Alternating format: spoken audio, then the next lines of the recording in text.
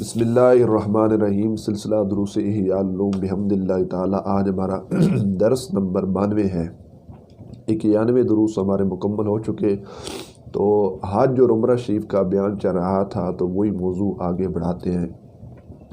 آج کچھ حج اور عمرہ کی فضیلت پر احادیث پاک اس کو ہم بیان کریں گے۔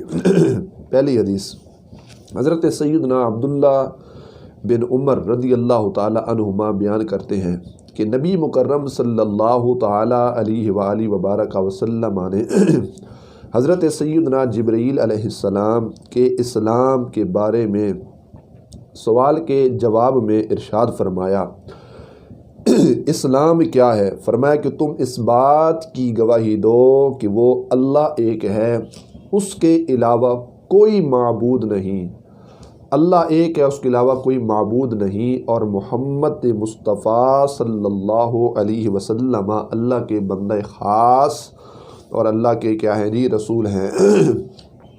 اور آگے فرمایا کہ تم نماز قائم کرو، زکوٰۃ ادا کرو اور حج اور عمرہ کرو۔ حج اور عمرہ یہ اسی حدیث الترغیب والترہیب کے اندر یہ دونوں چیزیں موجود ہیں۔ پھر ساتھ یہ اضافی بات بھی لگائی غسل جنابت کے لحاظ سے، اور فرمایا کہ وضو مکمل کرو، تم ماہ رمضان کے روزے رکھو۔ انہوں نے عرض کی اگر میں ایسا کر لوں تو کیا میں مسلمان ہو جاؤں گا؟ ہمارے آقا صلی اللہ علیہ وسلم نے فرمایا جی ہاں۔ انہوں نے کہا آپ نے سچ فرمایا ہے۔ اس حدیث پاک کے اندر بھی حج اور عمرے کا کیا ہے جی ذکر موجود ہے۔ اور سیدہ ام سلمہ رضی اللہ تعالی عنہا بیان کرتی ہے کہ نبی مکرم صلی اللہ تعالی علیہ وآلہ وبارک وسلم نے فرمایا حج ہر کمزور شخص کا کیا ہے جہاد ہے۔ کوئی بھی شخص اگر کمزور ہو تو وہ جب حج کرے گا تو وہ حج اس کا کیا بن جائے گا؟ جہاد بن جائے گا۔ اللہ اکبر۔ پھر یہ بھی روایت میں ہے کہ ایک صاحب نے حضور نبی پاک صلی اللہ علیہ وآلہ وبارک وسلم کی پاکیزہ مجلس کے اندر، پاکیزہ محفل کے اندر یہ سوال کیا، اے اللہ کے رسول صلی اللہ علیہ وآلہ وبارک وسلم اسلام کیا ہے؟ نبی پاک علیہ السلام نے ارشاد فرمایا یہ کہ تمہارا دل اللہ کا فرما بردار بن جائے، تمہارا دل اللہ کی اطاعت کرنے والا بن جائے۔ مسلمان یہ ہے تمہاری زبان اور ہاتھ سے دوسرے مسلمان کیا رہیں؟ محفوظ رہیں۔ اس نے دریافت کیا کون سا اسلام زیادہ فضیلت والا ہے؟ تو ہمارے آقا صلی اللہ علیہ وآلہ وبارک وسلم نے فرمایا ایمان۔ پھر اس نے دریافت کیا ایمان سے کیا مراد ہے؟ تو ہمارے آقا صلی اللہ علیہ وسلم نے ارشاد فرمایا یہ کہ تم اللہ، اس کے فرشتوں، اس کی کتابوں، اس کے رسولوں، مرنے کے بعد دوبارہ زندہ ہونے پر ایمان رکھو کہ مرنے کے بعد اس خدا کی بارگاہ میں ہم نے پیش ہونا ہے۔ ان چیزوں پر جب تم یقین رکھو گے، ایمان رکھو گے، تو یہی کیا ہے؟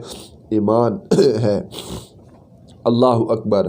پھر اس نے دریافت کیا کون سا ایمان زیادہ فضیلت والا ہے؟ تو نبی کریم علیہ السلام نے فرمایا ہجرت۔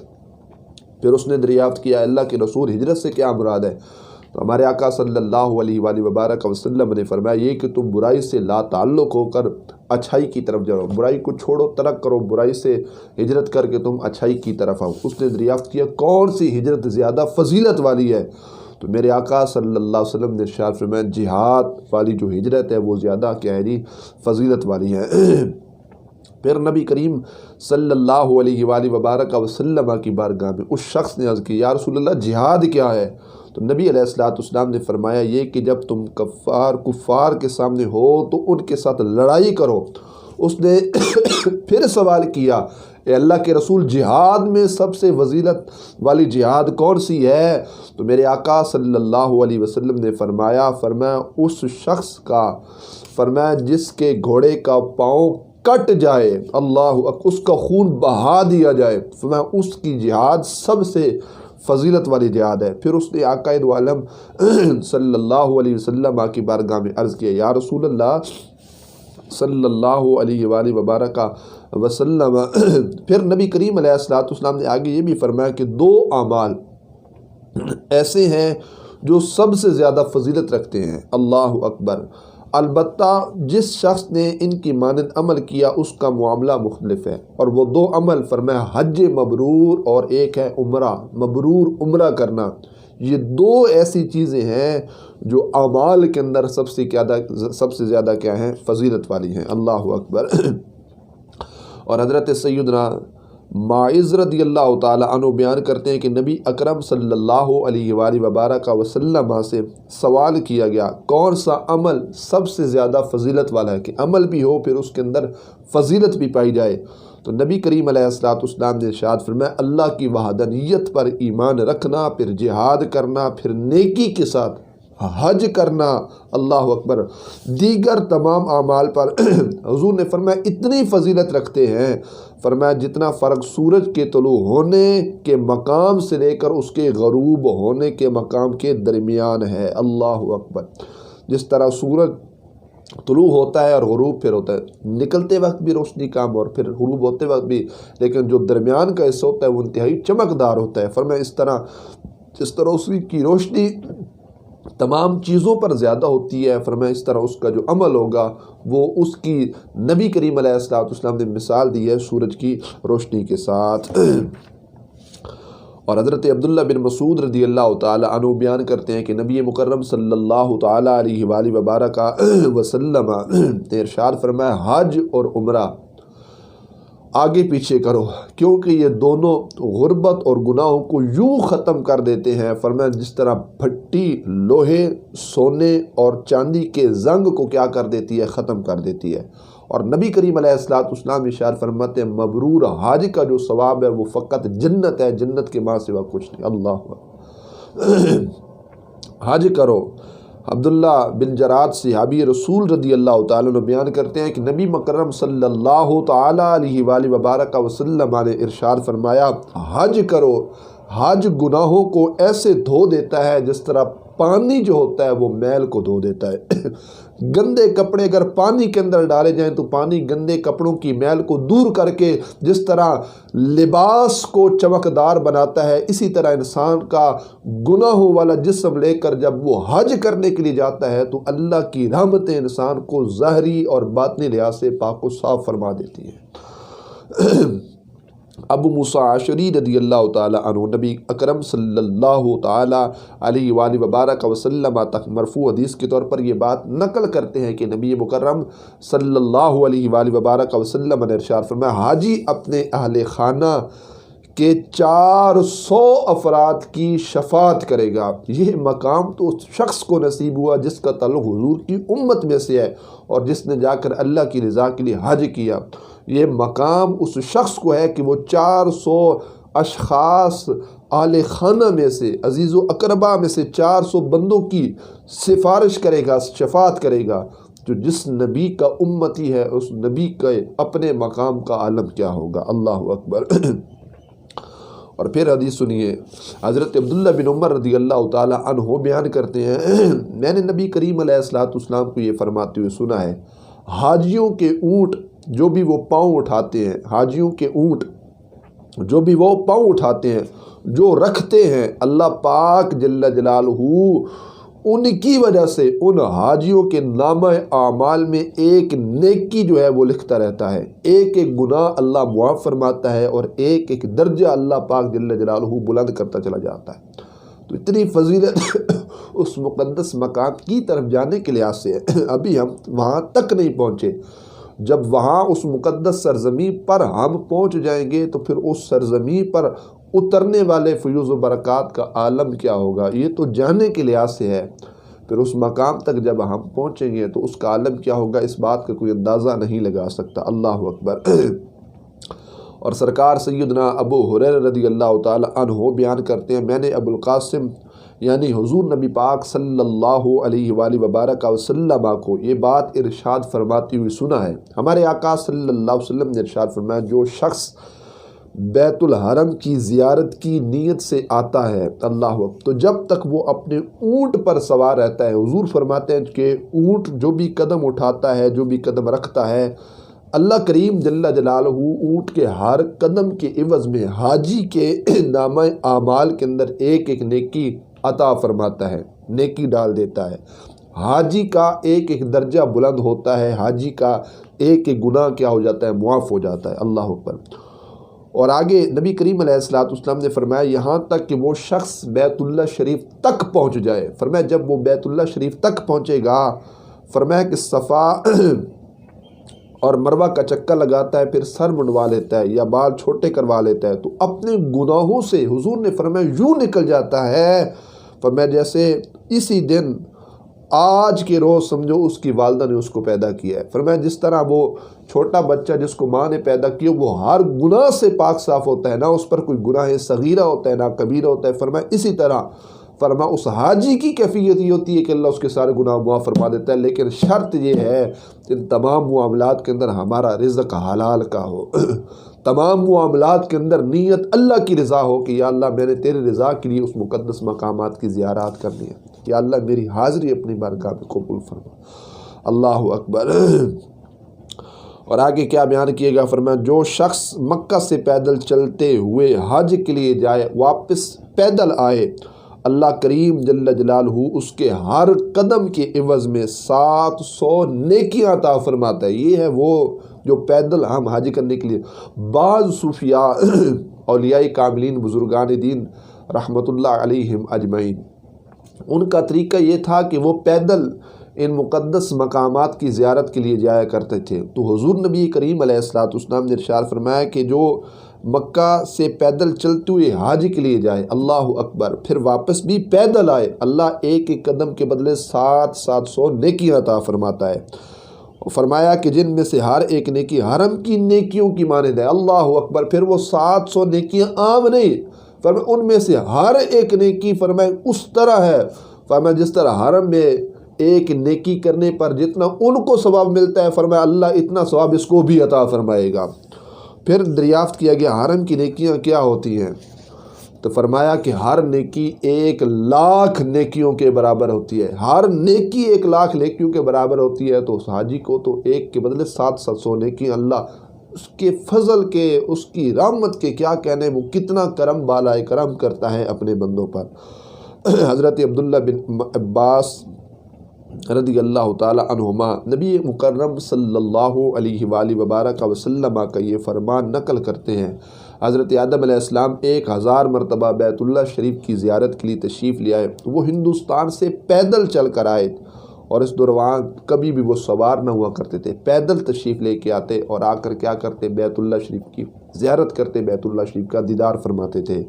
اور حضرت سیدنا جابر رضی اللہ تعالی عنہ سے روایت، ہمارے آقا صلی اللہ علیہ وآلہ وبارک وسلم نے ارشاد فرمایا، حج کرنے والے افراد اور عمرہ کرنے والے افراد اللہ کے مہمان ہوا کرتے ہیں، اللہ انہیں بلاتا ہے تو یہ اس کے بلانے پر آتے ہیں، اور وہ جو اللہ سے مانگتے ہیں اللہ ان کو عطا فرماتا ہے۔ اور ایک روایت میں ہمارے آقا صلی اللہ علیہ وآلہ وبارک وسلم نے ارشاد فرمایا، حج اور عمرہ کرنے والے یہ اللہ کے مہمان ہوا کرتے ہیں، اللہ انہیں بلاتا ہے، یہ تب وہاں جاتے ہیں، یہ اللہ سے جو بھی عطا کرے اللہ ان کو عطا فرماتا ہے۔ اور دوسری روایت میں ہے یہ اللہ کے مہمان ہوا کرتے ہیں، اگر یہ لوگ اللہ سے گناہوں سے معافی مانگیں اللہ ان کے گناہ بھی معاف فرما دے گا۔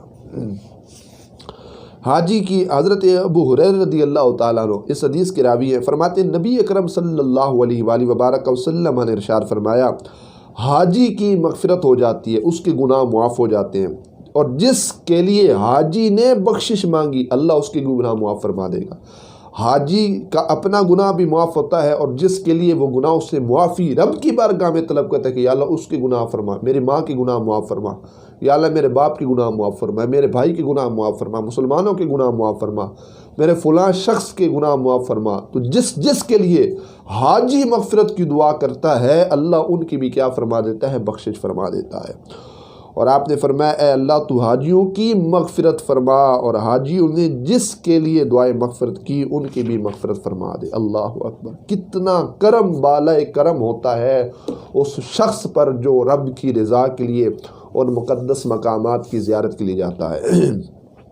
حضرت عبداللہ بن عمر بیان کرتے ہیں کہ جب اللہ کریم جل جلالہ نے حضرت آدم علیہ السلام کو جنت سے نیچے نازل کیا، جنت سے اتارا، تو فرمایا میں تمہارے ساتھ ایک گھر بھیج رہا ہوں، راوی کو شک ہے کہ یہ الفاظ ہیں کہ میں ایک منزل بھیج رہا ہوں یا ایک گھر بھیج رہا ہوں جس کے گرد یوں چکر لگایا جائے گا جس طرح میرے عرش کے ارد گرد چکر لگایا جاتا ہے. اس گھر اور اس منزل، اس سے مراد تھا بیت اللہ. طواف جس طرح کیے جاتے ہیں نا، لوگ چکر لگاتے ہیں. اللہ نے کیا فرمایا جس طرح لوگ کیا کرتے ہیں، فرمایا جس طرح میرے عرش کا چکر لگایا جائے، فرمایا اسی طرح اس میرے گھر کا، میری منزل کا چکر لگایا جائے گا. اس کے پاس نماز ادا کی جائے گی جس طرح میرے عرش کے پاس نماز ادا کی جاتی ہے. فرمایا جب طوفان نوح کا زمانہ آیا تو خانہ کعبہ اٹھا لیا گیا. انبیاء کرام علیہم السلام اس کا حج کرتے رہے لیکن انہیں اس جگہ کا علم نہیں تھا. پھر حضرت ابراہیم علیہ السلام کو اس جگہ کے بارے میں جب پتہ چلا تو انہوں نے 5 پہاڑوں کے پتھر حاصل کیے، پھر اس کی تعمیر کی. تو اللہ فرماتا ہے پھر جہاں تک ممکن ہو اس گھر کا نفع حاصل کر لو. آج موقع ہے، وہ گھر اس مقام پر موجود ہے جس کی تعمیر اللہ کے پیغمبر ابراہیم علیہ السلام، اللہ کے پیغمبر اسماعیل علیہ السلام نے کی ہے. تو میں جتنا ہو سکے اس گھر سے نفع حاصل کرو، فیض حاصل کرو، فیوز و برکات کو کیا کرو، حاصل کرو. اللہ اکبر. حضرت عبداللہ بن عباس رضی اللہ تعالی عنہما روایت کرتے ہیں کہ آقا دو عالم صلی اللہ علیہ وآلہ وبارک وسلم نے ارشاد فرمایا حج کرنے کے لیے جلدی کرو. حج کرنے کے لیے کیا کرو، جلدی کرو. نبی کریم علیہ السلام کی مراد حج فرض تھی کیونکہ جو کوئی شخص یہ نہیں جانتا تھا کہ اس کو آگے کیا صورتحال کیا ہو پیش ہو. اور حضرت انس رضی اللہ تعالی عنہ، انس بن مالک روایت کرتے ہیں کہ نبی مکرم صلی اللہ علیہ وآلہ وبارک وسلم کا یہ فرمان، اللہ پاک نے حضرت آدم علیہ السلام کی طرف وحی کی کہ اے آدم تم اس گھر کا کیا کرو، حج کرو. آدم علیہ السلام کی طرف جب وحی پہنچی اور اللہ نے آگے یہ بھی فرمایا کہ اس سے پہلے کہ تمہیں موت کا حادثہ لاحق ہو جائے تم جلدی جاؤ اور اس گھر کی کیا کرو، زیارت کرو، اس کا حج ادا کرو. انہوں نے عرض کی، آدم علیہ السلام، باب آدم علیہ السلام نے اللہ کی بارگاہ میں عرض کی کہ موت کیا ہوتی ہے؟ تو اللہ نے فرمایا ان قریب تم موت کا ذائقہ چکھ لوگے کہ موت کیا ہوتی ہے. حضرت آدم علیہ السلام نے کیا کیا، کہا میں اپنے گھروں میں سے کس جانشین چھوڑ کر جاؤں؟ تو اللہ پاک نے فرمایا تم یہ پیشکش آسمان و زمین پر کرو. پھر انہوں نے یہ کیا کی، حضرت آدم علیہ السلام نے آسمانوں پر یہ کی، پھر انہوں نے انکار کر دیا. پھر زمین والوں پر یہ پیشکش کی کہ میرا جانشین کون بنے گا، تو انہوں نے بھی کیا کیا، انکار کر دیا. پھر انہوں نے کیا کیا، پہاڑوں پر کی، تو انہوں نے بھی انکار کر دیا. پھر حضرت آدم علیہ السلام کے بیٹے نے قبول کر لیا. آدم علیہ السلام نے یہ پیشکش اپنے بیٹے کو کی، تو انہوں نے کیا کیا، اس پیشکش کو قبول کیا. اسی وجہ سے انہوں نے کیا کیا، حابیل و قابیل میں جو درمیان ہوئی تو ایک بھائی نے دوسرے بھائی کو کیا کر دیا تھا، قتل کر دیا تھا. حضرت آدم علیہ السلام ہند کی سرزمین سے حج کرنے کے لیے روانہ جب ہوئے نا، تو انہوں نے جس جگہ پر بھی ٹھہر کر کچھ کھایا پیا وہ جگہ کیا ہو گئی، آباد و شاد ہو گئی اور وہاں بستیاں بن گئیں. یہاں تک کہ وہ مکہ شریف آئے تو فرشتوں نے کیا کیا، باب آدم علیہ السلام کا استقبال کیا کہ اللہ کے پیغمبر، اللہ کے نبی آ رہے ہیں. تو فرشتوں نے کیا کیا، آدم علیہ السلام کا استقبال کیا اور بولے اے آدم آپ پر سلام ہو، آپ کا حج نیکی والا ہے. اللہ آپ سے پہلے ہم 2000 سال سے اس گھر کا حج کر رہے ہیں. اللہ اکبر. یہ حضور کے زمانے کے لحاظ سے بھی نہیں ہے. فرشتے کہتے ہیں کہ آدم تمہارے آنے سے 2000 سال پہلے ہم اس گھر کا کیا کر رہے ہیں، حج کر رہے ہیں. اور فرشتے سلام محبت بھیج رہے ہیں اللہ کے پیغمبر آدم علیہ السلام پر. تو قربان جائیے، تصور کریں اور سوچیں کہ جب نبیوں کے سردار صلی اللہ علیہ وآلہ وبارک وسلم حج کرنے کے لیے گئے ہوں گے، اللہ اس وقت عالم کیا ہوگا.